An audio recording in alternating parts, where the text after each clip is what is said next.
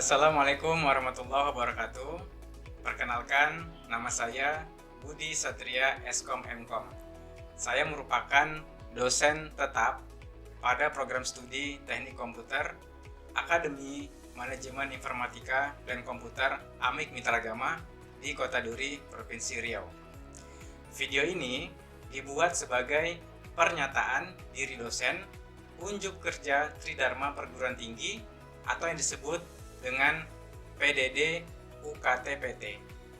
Di dalam video ini, saya akan menjelaskan salah satu Tridharma Perguruan Tinggi, yaitu pengajaran dengan menggunakan metode DIA, yaitu Delivery, Interaction, dan Assessment, berdasarkan syarat sertifikasi dosen di tahun 2022. Sebelum melanjutkan pembahasan tentang metode DIA, terlebih dahulu, saya akan menjelaskan tentang deskripsi singkat mata kuliah, kemudian capaian mata kuliah, dan materi pembelajaran selama 16 pertemuan. Mata kuliah berada pada semester genap, atau tepatnya di semester 2, dengan bobot SKS, yaitu sebanyak 3 SKS untuk program studi teknik komputer.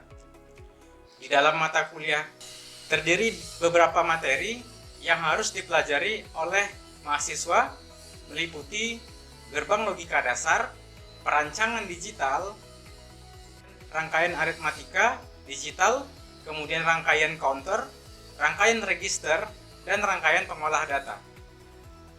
Kemudian capaian mata kuliah yang diharapkan adalah yang pertama, mahasiswa mampu memahami pengertian sistem digital.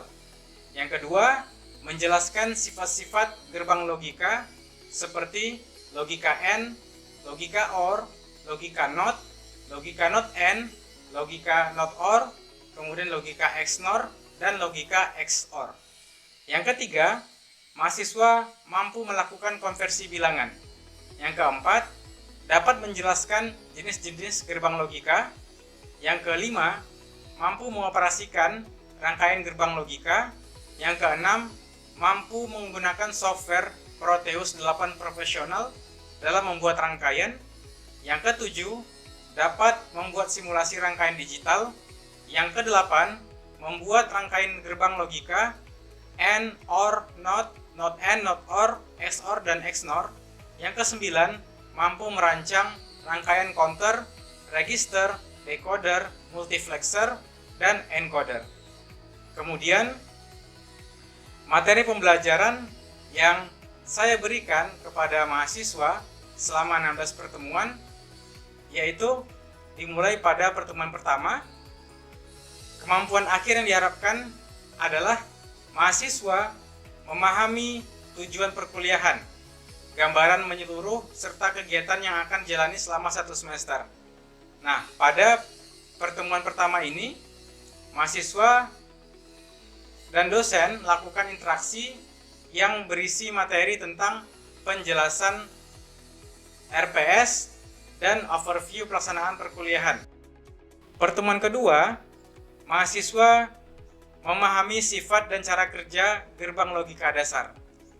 Kemudian mahasiswa mampu menerapkan NOT AND gate sebagai universal gate yang dapat membentuk dan mempunyai sifat sebagai gerbang logika dasar. Bahan kajian pada pertemuan kedua ini adalah sifat dan cara kerja dari gerbang logika dasar, seperti AND, OR, NOT, NOT AND, NOT OR, exclusive OR atau XOR, dan exclusive NOR atau XNOR. Kemudian, pertemuan ketiga, mahasiswa memahami dan dapat mengkonversi sistem bilangan. Bahan kajian pada pertemuan ketiga adalah sistem bilangan biner, oktal, desimal, dan heksadesimal. Kemudian, pada pertemuan keempat, mahasiswa diharapkan mampu menjelaskan aljabar boolean. Mahasiswa mampu menerjemahkan persamaan logika ke dalam rangkaian. Bahan kajian yang diberikan untuk mahasiswa adalah aljabar boolean. Kemudian, pertemuan kelima, mahasiswa mampu menjelaskan rangkaian aritmetik digital. Nah, pada pertemuan kelima ini, mahasiswa akan diberikan materi yaitu tentang half dan full adder. Kemudian pada pertemuan ke-6, mahasiswa diharapkan mampu membuat rangkaian half subtractor dan full subtractor. Kemudian mahasiswa mampu membedakan half subtractor dan full subtractor. Bahan kajian pada pertemuan ke-6 ini adalah rangkaian half subtractor dan full subtractor. Yang ke-7, mahasiswa diharapkan dapat melakukan operasi aritmatika digital, dapat membuat rangkaian aritmatika, dapat menganalisis persamaan output dari masing-masing rangkaian aritmatik. Kemudian bahan kajian untuk pertemuan ke-7 adalah operasi dan perancangan rangkaian aritmatik digital. Pada pertemuan ke-8, mahasiswa akan diberikan soal ujian tengah semester. Pertemuan ke-9, mahasiswa mampu memahami sifat dan cara kerja counter asinkronus. Kemudian mahasiswa mampu membuat rangkaian counter asinkronus. Materi yang diberikan adalah counter asinkronus. Pada pertemuan ke-10, mahasiswa dapat memahami sifat dan cara kerja flip-flop. Dapat menganalisis persamaan output masing-masing flip-flop. Bahan kajian atau materi yang diberikan pada pertemuan ke-10 adalah flip-flop. Yang ke-11, mahasiswa mampu merancang rangkaian counter. Bahan kajian yang diberikan adalah counter dan coder. Pada pertemuan 12, mahasiswa mampu memahami rangkaian shift register. Mahasiswa mampu membuat rangkaian shift register. Bahan kajian yang diberikan adalah tentang shift register. Pertemuan ke-13, mahasiswa mampu memahami pengertian decoder. Kemudian mampu memahami dan merancang rangkaian decoder. Pada pertemuan ke-14, mahasiswa mampu memahami pengertian multiplexer, mampu memahami dan merancang rangkaian multiplexer. Pada pertemuan 15, mahasiswa akan diberikan proyek mandiri yang diharapkan nantinya bisa untuk menjelaskan hasil dari proyek mereka buat sendiri. Dan untuk pertemuan ke-16 adalah memberikan ujian akhir semester kepada mahasiswa. Kemudian di dalam kuliahan saya juga menggunakan aplikasi sebagai implementasi dari materi aplikasi yang bernama Proteus 8 Profesional. Setelah video ini akan ada proses pembelajaran yang dilakukan antara dosen dan mahasiswa menggunakan media Zoom Meeting. Di dalamnya terdapat metode DIA, yaitu Delivery, Interaction, dan Assessment yang dilakukan antara dosen dan mahasiswa. Selamat menyaksikan. Terima kasih dari saya. Saya akhiri. Wassalamualaikum warahmatullahi wabarakatuh.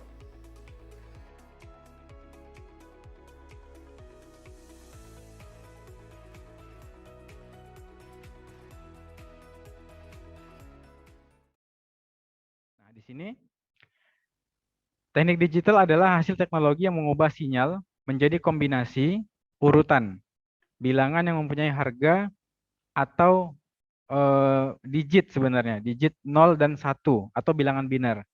Jadi jangan dilupakan bahwa untuk komputer itu terdapat sistem bilangan ada 4. Yang pertama ada desimal, ada biner, ada heksa, dan ada oktal. Nah mungkin kalian harus mereview lagi kalau lupa. Kalau oktal itu bilangan basis 8, kalau desimal itu bilangan basis 10, kalau biner itu bilangan basis 2, kalau heksa itu bilangan basis 16. Nah sekarang di teknik digital kita fokusnya di bilangan biner yaitu 0 dan 1. Kenapa dikatakan basis 2? Karena nilainya ada 2 yaitu 0 dan 1. Jadi jumlahnya ada 2. Nah, yang terdapat dalam sebuah sistem elektronik tertentu untuk proses informasi yang mudah, cepat, dan akurat. Nah, sinyal tersebut disebut sebagai bit. Kemudian lanjut, gerbang logika adalah blok dasar untuk membentuk rangkaian elektronika digital. Jadi di sini teman-teman sekalian, kalian bisa mengetahui bahwa jika nilai binernya itu 1, maka di rangkaian digital atau teknik digital itu biasa disebut sebagai high. Dan kemudian kalau kalian ketemu dengan bilangan biner yaitu 0, maka seringkali disebut sebagai low. Atau dia itu bersifat rendah atau tidak aktif. Nah, di sini bisa kalian lihat bahwa ada 7 gerbang logika dasar yang harus kalian tahu, yaitu ada AND, ada OR, ada NOT, ada not and, ini bacanya not and ya, bukan nen, tapi not and itu not. Dan ada not or, dan kemudian ada XOR, serta yang terakhir ada XNOR. Nah, bagaimana penjelasan masing-masingnya? Kita akan lihat terlebih dahulu. Ini adalah struktur dari input, proses, dan output dari gerbang logika itu sendiri. Jadi input itu, contohnya kalau digambar itu ada 2 garis, berarti ada 2 input, ada simbol gerbang logikanya, dan kemudian ada output. Jadi outputnya cuma satu saja. Nah, makanya ada 1 garis di situ. Nah, kita masuk yang pertama adalah gerbang OR. Oke. Teman-teman sekalian, gerbang OR ini itu memiliki cara kerja atau operasi. Nah, sebelum kita masuk ke cara kerja atau operasinya, maka kita harus mengetahui dulu inputannya. Misalkan pada contoh, kita menggunakan input A dan B. Nah, sekarang saya tanya, kalau input A dan B itu berarti ada berapa input? Ada 2, Pak. Oke, terima kasih kepada Habibah. Sangat benar sekali jawabannya, ada 2. Karena A itu dihitung 1, B itu dihitung 2. Jadi ada 2 input. Nah, inilah simbolnya teman-teman. Jadi kalau gerbang OR itu simbolnya seperti ini. Seperti apa ya? Seperti panah, cuman dia ada penutupnya. Dan outputnya 1, yaitu X.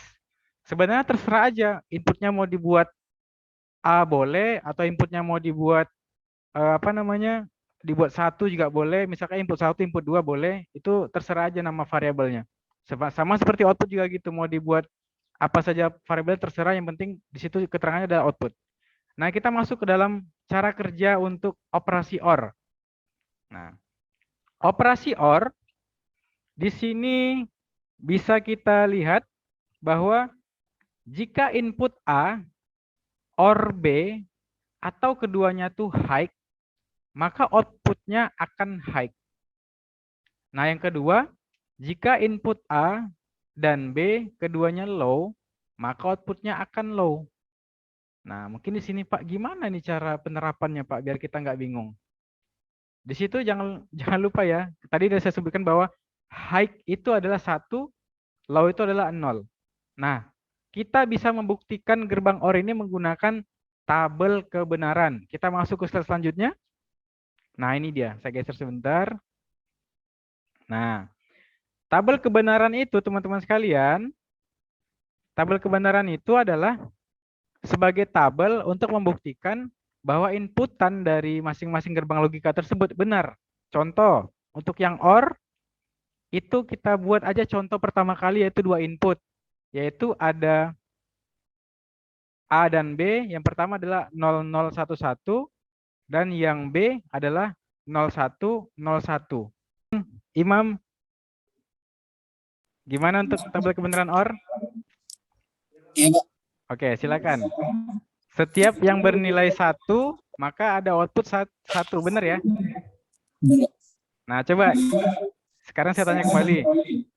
Kenapa 0 ketemu 0 jadi 0? Karena kedua inputnya yang A dan B itu angkanya 0, Pak.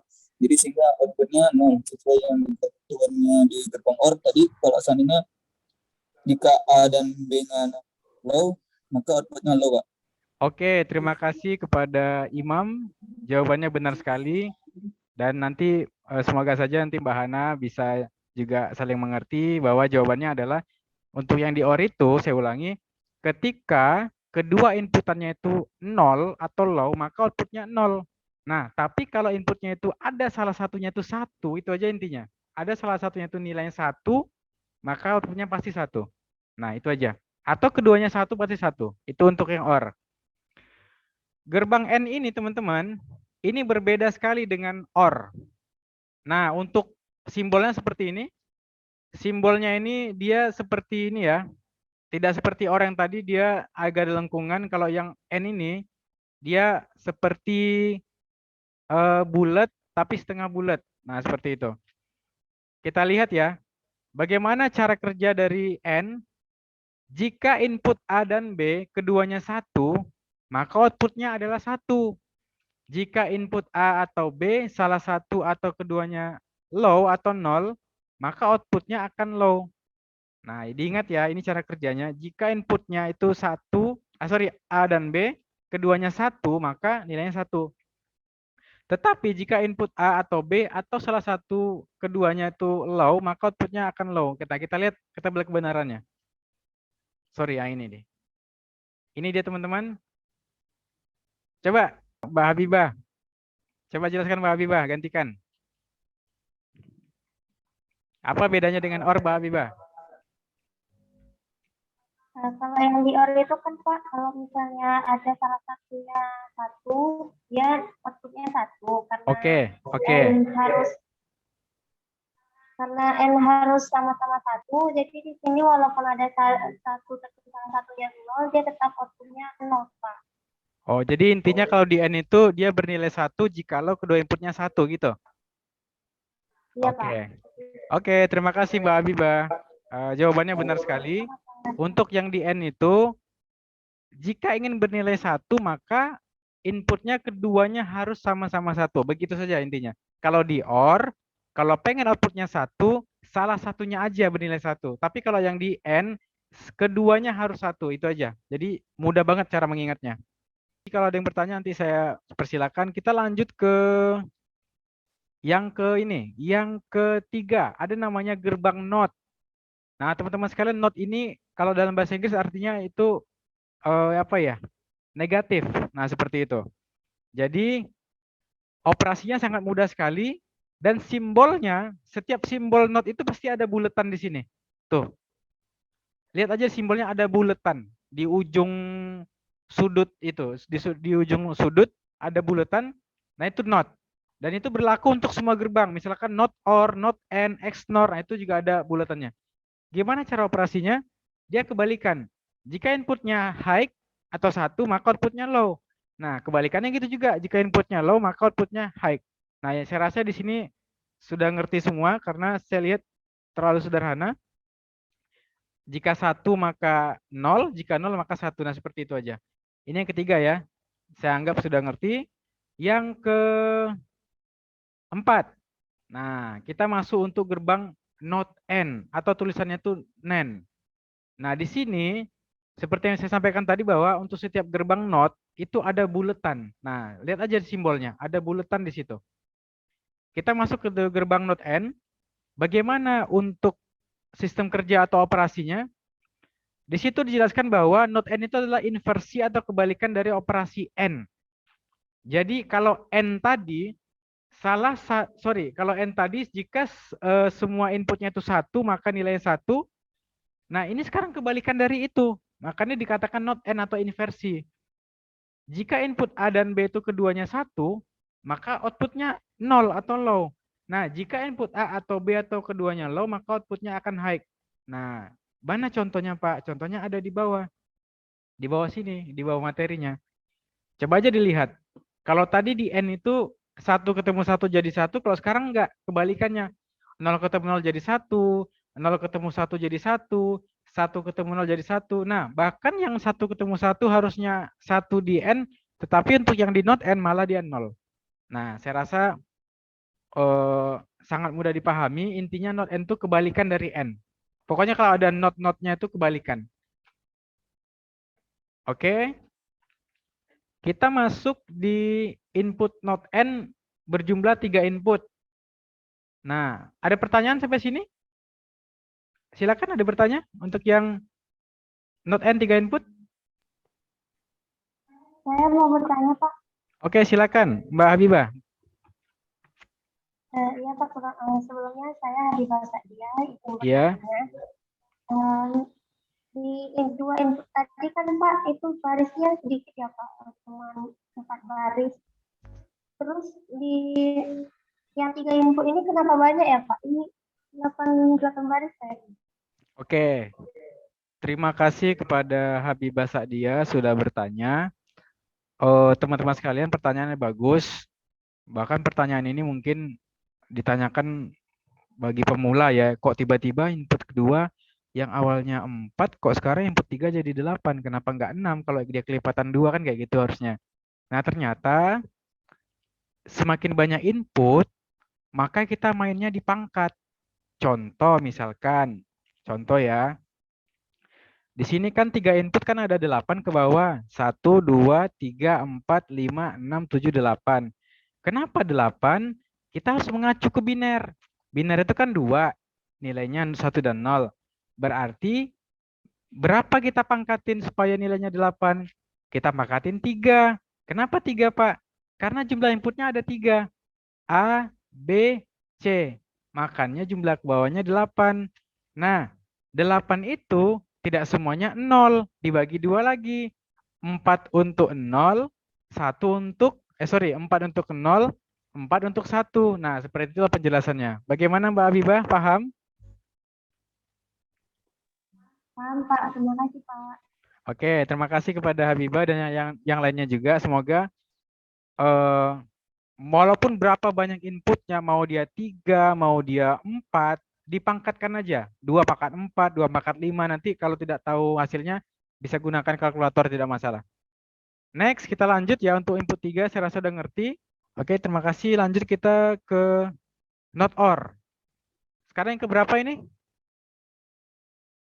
Yang keberapa ini? Kelima kayaknya, Pak. Oke, yang kelima. Gerbang not or. Not or ini adalah kebalikan dari operasi or. Nah, kalau or tadi, jika ada salah satunya itu 1, maka nilainya 1. Itu untuk or. Nah, sekarang kalau untuk not or, jika ada salah satunya itu 1, nggak berlaku nilai outputnya 1. Dia tetap 0. Nah, dia supaya nilainya 1, syaratnya harus keduanya itu adalah 0. Nah, begitu aja intinya kalau yang di not or ini. Jadi, kalau dia supaya supaya nilainya 1, dia harus keduanya inputnya 0. Itu aja. Nah, ini saya kasih contoh untuk gerbang logika yang 2 input. Nanti untuk yang 3 input sama aja, 4 input sama aja, tinggal dilihat aja. Kalau dia 0 semua berarti 1, kalau dia 0, 1, 0, 0, 0 berarti nilainya 0. Seperti itu. Next, lanjut yang ke-6. Nah, kita masuk lagi, ada namanya XOR, teman-teman. Di sini ada namanya XOR. XOR ini bisa dibaca sebagai exclusive OR. Lihat. Apa perbedaannya sama gerbang logika yang lain? Kenapa di situ 0 ketemu 0 tetap 0, 1 ketemu 1 tetap 0? Kenapa yang bernilai 1 outputnya hanya 0 dan 1 dan 1 dan 0? Apa alasannya?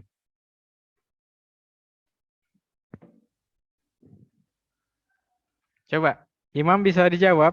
Kenapa 0 ketemu 0 jadi 0, 1 ketemu 1 malah jadi 0? Kita masuk di gerbang XOR.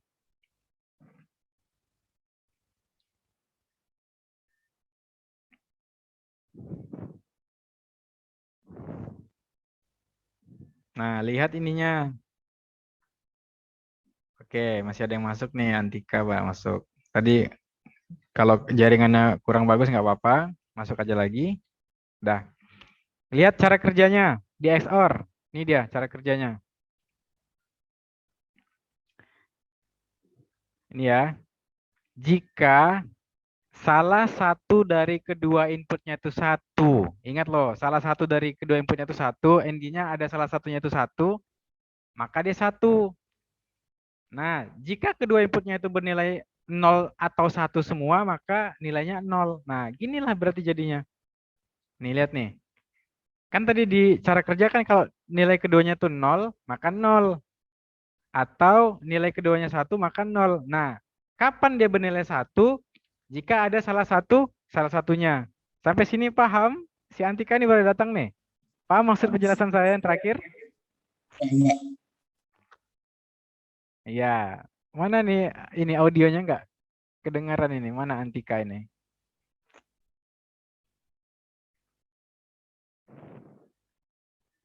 Si Nurul Hana, paham penjelasan terakhir?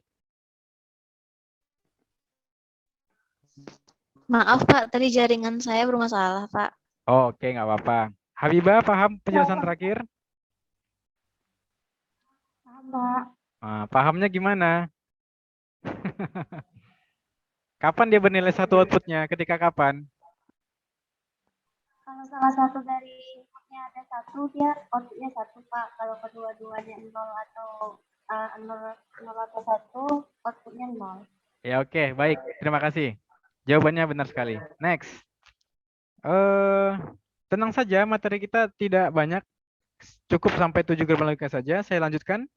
Ini silakan saja. Nah, ini yang terakhir teman-teman. Yang terakhir adalah XNOR. Nah, kalau tadi ada XOR, sekarang ada XNOR. Nah, NOR tuh bukan apa-apa. NOR itu not or. Nah, artinya XNOR ini adalah kebalikan dari XOR.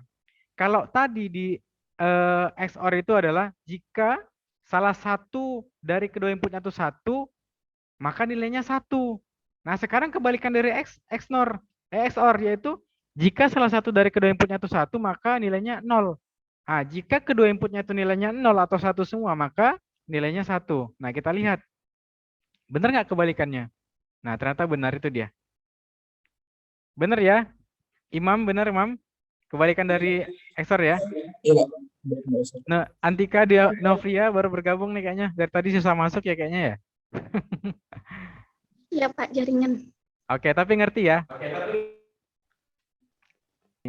Oke, saya kembali. Ini saya stop share.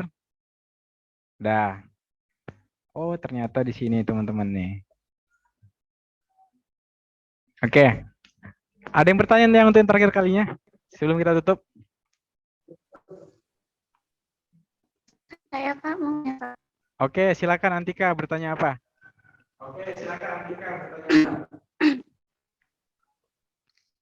Iya Pak, ini sebelumnya saya maaf Pak, tadi keluar masuk Iya. gara-gara jaringan.